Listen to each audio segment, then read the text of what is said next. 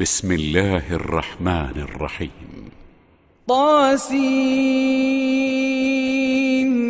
تلك آيات القرآن وكتاب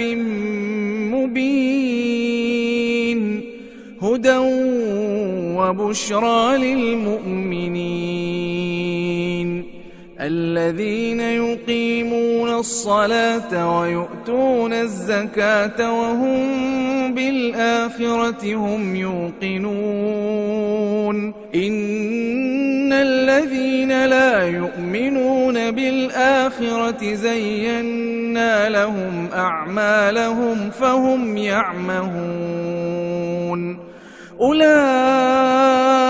الذين لهم سوء العذاب وهم في الآخرة هم الأخسرون. وإنك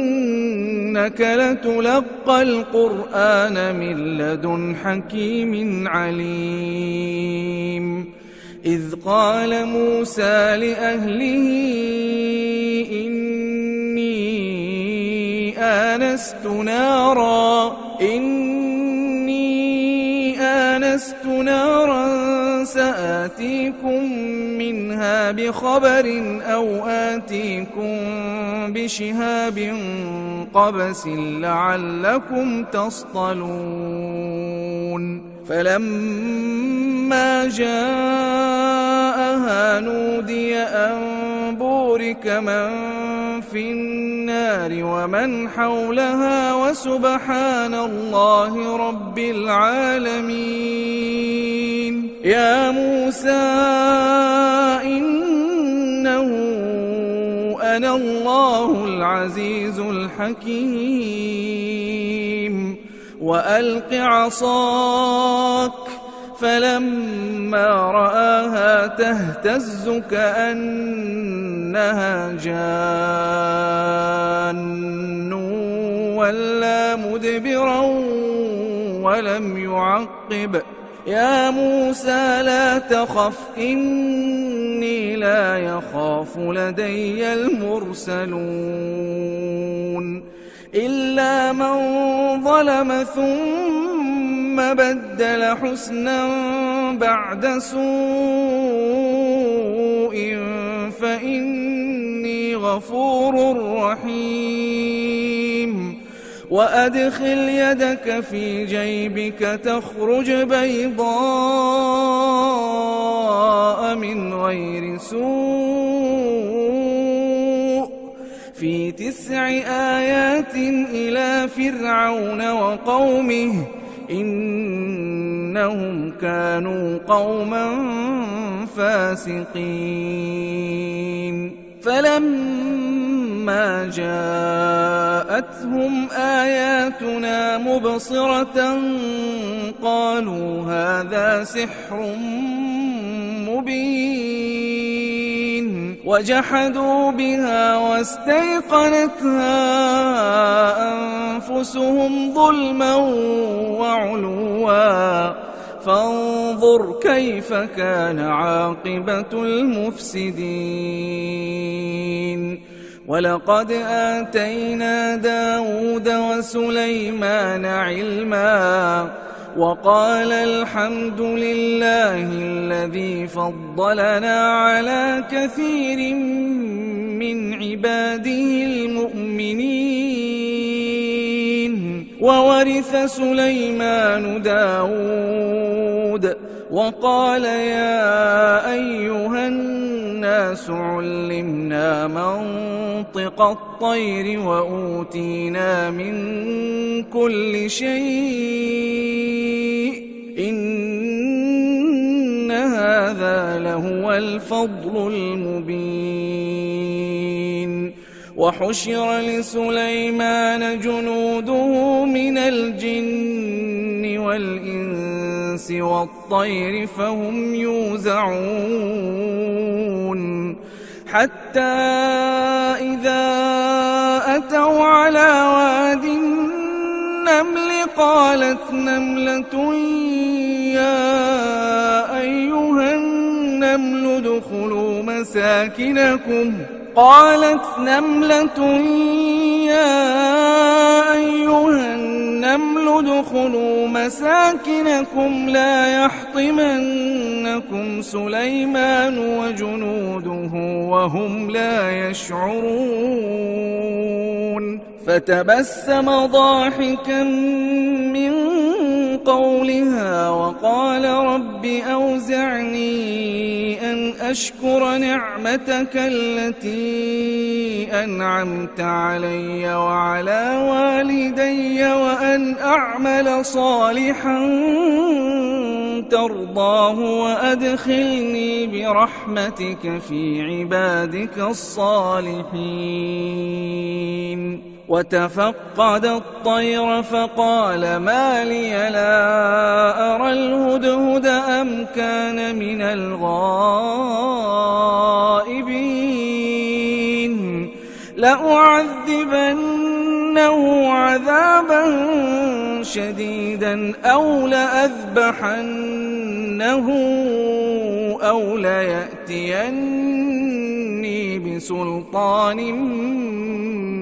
مبين فمكث غير بعيد فقال أحطت بما لم تحط به وجئتك من سبأ بنبأ يقين إني وجدت امرأة تملكهم وأوتيت من كل شيء ولها عرش عظيم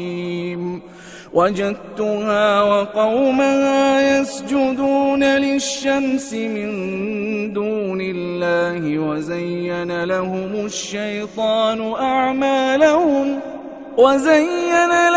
الشيطان أعمالهم فصدهم عن السبيل فهم لا يهتدون ألا يسجدوا لله الذي يخرج الخبأ في السماوات والأرض ويعلم ما تخفون وما تعلنون الله لا إله إلا هو رب العرش العظيم قال سننظر أصدقت أم كنت من الكاذبين اذهب بكتابي هذا فألقه إليهم ثم تول عنهم فانظر ماذا يرجعون قالت يا أيها الملأ إني ألقي إلي كتاب كريم إنه من سليمان وإنه بسم الله الرحمن الرحيم ألا تعلوا علي وأتوني مسلمين قالت يا أيها الملأ أفتوني في أمري ما كنت قاطعة أمرا حتى تشهدون قالوا نحن أولو قوة وأولو بأس شديد والأمر إليك فانظري ماذا تأمرين قالت إن الملوك إذا دخلوا قرية أفسدوها وجعلوا أعزة أهلها أذلة وكذلك يفعلون وإني مرسلة إليهم بهدية فناظرة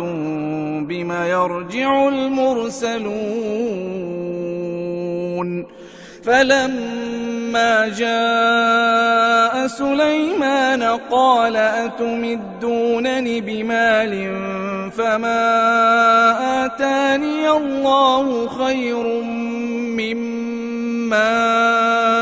آتاكم بل أنتم أنتم بهديتكم تفرحون ارجع إليهم فلنأتينهم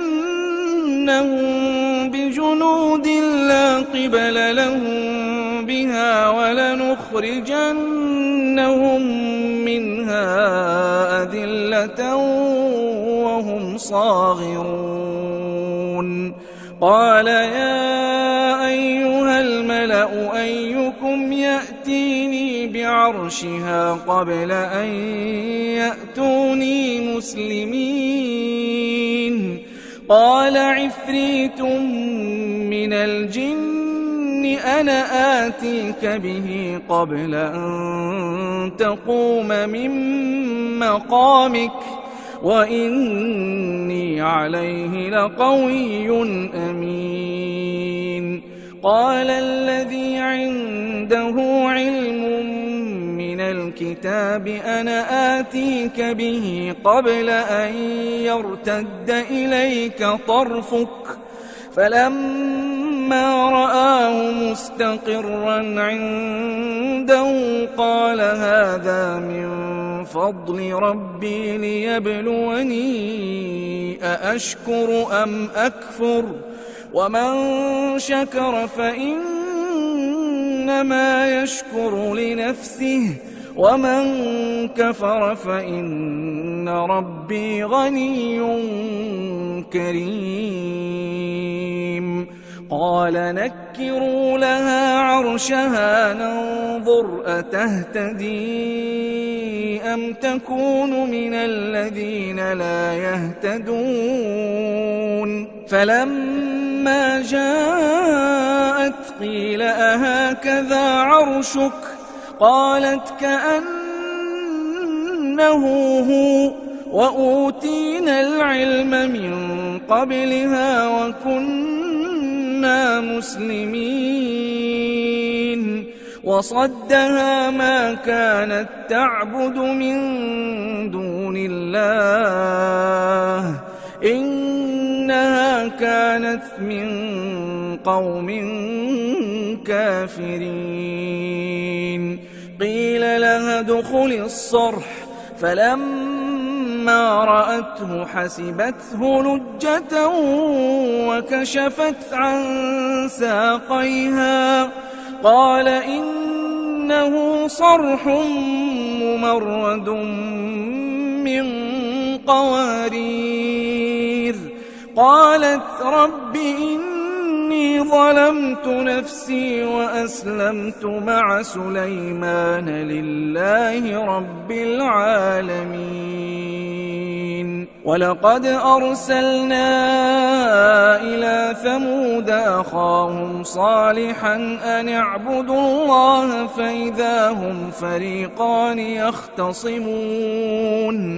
قال يا قوم لم تستعجلون بالسيئة قبل الحسنة لولا تستغفرون الله لعلكم ترحمون قالوا اطيرنا بك وبمن معك قال طائركم عند الله بل أنتم قوم تفتنون وكان في المدينة 9 رهط يفسدون في الأرض ولا يصلحون قالوا تقاسموا بالله لنبيتنه وأهله ثم لنقولن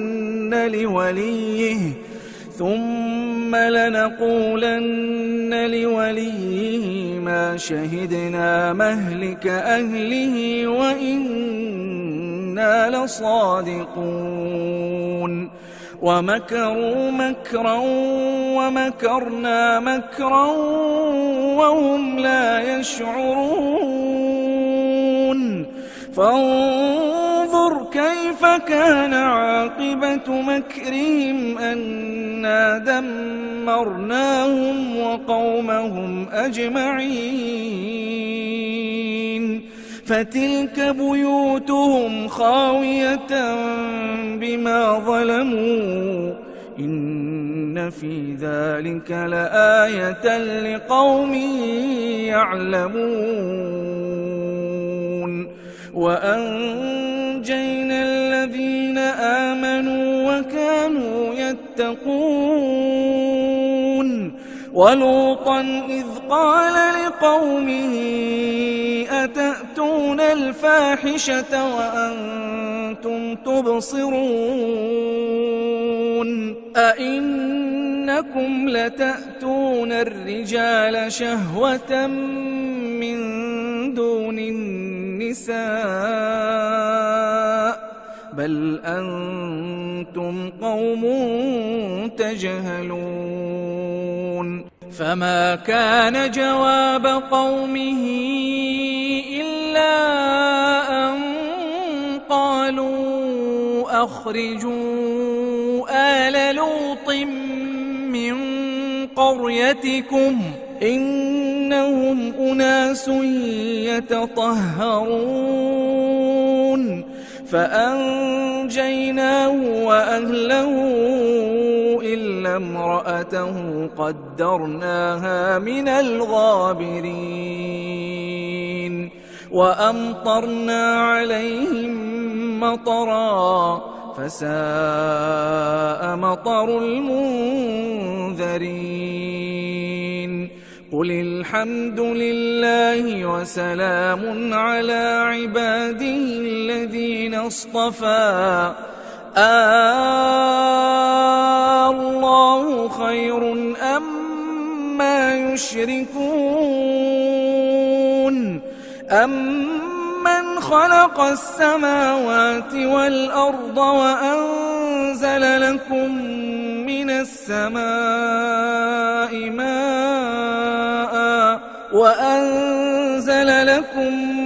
السماء ماء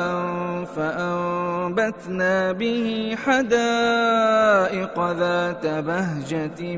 ما كان لكم أن تنبتوا شجرها أإله مع الله بل هم قوم يعدلون أمن جعل الأرض قرارا وجعل خلالها أنهارا وجعل لها رواسي وجعل بين البحرين حاجزا أإله مع الله بل أكثرهم لا يعلمون أمن يجيب المضطر إذا دعاه ويكشف السوء ويجعلكم خلفاء الأرض أإله مع الله قليلا ما تذكرون أمن يهديكم في ظلمات البر والبحر ومن يرسل الرياح بشرا بين يدي رحمته أإله مع الله تعالى الله عما يشركون أمن يبدأ الخلق ثم يعيده ومن يرزقكم من السماء والأرض أإله مع الله قل هاتوا برهانكم إن كنتم صادقين قل لا يعلم من في السماوات والأرض الغيب إلا الله وما يشعرون أيان يبعثون بل ادارك علمهم في الآخرة بل هم في شك منها بل هم منها عمون وقال الذين كفروا أإذا كنا ترابا وآباؤنا أإنا لمخرجون لقد وعدنا هذا نحن وآباؤنا من قبل إن هذا إلا أساطير الأولين قل سيروا في الأرض فانظروا كيف كان عاقبة المجرمين ولا تحزن عليهم ولا تكن في ضيق مما يمكرون ويقولون متى هذا الوعد إن كنتم صادقين قل عسى أن يكون ردف لكم بعض الذي تستعجلون وإن ربك لذو فضل على الناس ولكن أكثرهم لا يشكرون وإن ربك ليعلم ما تكن صدورهم وما يعلنون وما من غائبة في السماء والأرض إلا في كتاب مبين إن هذا القرآن يقص على بني إسرائيل أكثر الذي هم فيه يختلفون وإنه لهدى ورحمة للمؤمنين إن ربك يقضي بينهم بحكمه وهو العزيز العليم فتوكل على الله إنك على الحق المبين إنك لا تسمع الموتى ولا تسمع الصم الدعاء إذا ولوا مدبرين وما أنت بهادي العمي عن ضلالتهم إن تسمع إلا من يؤمن بآياتنا فهم مسلمون وإذا وقع القول عليهم أخرجنا لهم دابة من الأرض تكلمهم أن الناس كانوا بآياتنا لا يوقنون ويوم نحشر من كل أمة فوجا ممن يكذب بآياتنا فهم يوزعون حتى إذا جاءوا قال أكذبتم بآياتي ولم تحيطوا بها علما أم